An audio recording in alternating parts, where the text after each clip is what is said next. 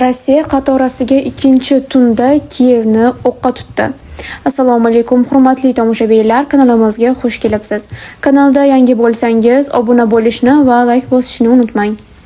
Rossiya ketma-ket ikkinchi kecha Kiyevga zarbalar berdi. Ukraina poytaxti 3 kishi halok bo'ldi va 30 dan ortiq kishi yaralandi. O'z navbatida Ukrainalarning zarbalari oqibatida Belgorod shahri va Belgorod oblasti hududlarida 16 kishi jarohatlangan. Kiyev ketma-ket ikkinchi kecha Rossiya tomonidan hujumga uchradi.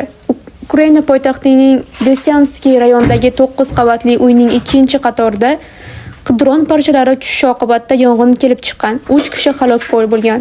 Ukraina IIB rahbari Igor Klimenko bergan ma'lumotlarga ko'ra, halok bo'lganlarning 2 nafari 19 yoshli qiz va uning 46 yoshli onasi. Uchinchisining shaxsi hali aniqlanmagan. Yana 32 kishi jabrlangan. Ulardan 7 nafari kasalxonaga yotqizilgan. Ular orasida 2 nafar bola ham bor, deya aniqlik kiritdi Kiyev meri Vitaliy Klichko. Uning so'zlariga ko'ra, jabrlangan bolalarning eng kichigi 4 yoshda. Kiyevning Oblonskiy rayonida ham dron bo'laklari 16 qavatli turar joy binosiga qulagan. U yerda jabrlanganlar haqida xabar berilmagan. Ukraina qurolli kuchlari harbiy-havo kuchlari Rossiya Ukrainaga 101 zarbdor dron uchirganini, ulardan 60 ga yaqini Shahid rusumli apparatlar, qolganlari Gerber va dron imitatorlari bo'lganini ma'lum qildi. 90 ta dron urib tushirilgan yoki yo'nalishdan oldirilgan. Bu hafta Ukraina poytaxtiga 3 marta 22 oktyabrga o'tar kechasi raketa va dronlar bilan, shuningdek 25 va 26 oktyabrga o'tar kechasi faqat dronlar orqali hujum uyushtirildi. Ushbu hujumlar oqibatida tinch aholi vakillari orasida kamida 7 kishi halok bo'ldi, yana o'nlab kishilar jarohatlandi. Volodimir Zelenskiy bugungi hujumga izoh berarkan, o'tgan hafta davomida Rossiya Ukrainaga zarba berish uchun 1200 ga yaqin zarbdor dronlar, 1360 dan ortiq boshqariladigan aviatsiya bombalari va 50 dan ortiq turli raketalardan foydalanganini aytdi. Rossiyaning har bir zarbasi oddiy hayotga imkon qadar ko'proq zarar yetkazishga urinishdir.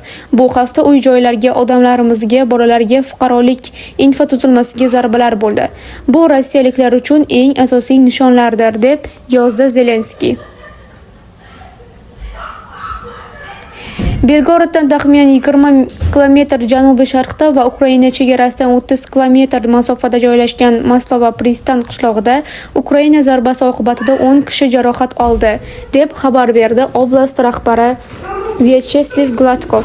U zarba aynan qanday vosita bilan berilgani hali aytilmadi.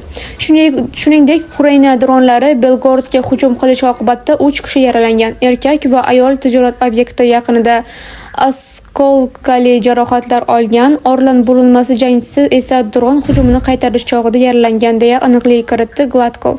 Ikkita ko'p qavatli turar joy binosidagi kvartiralarga zarar yetgan. Grayvoron okrugining Darogosh qishlog'ida dron hujumi oqibatida yana 3 kishi jabrlandi. Ular orasida 14 yoshli bola ham bor.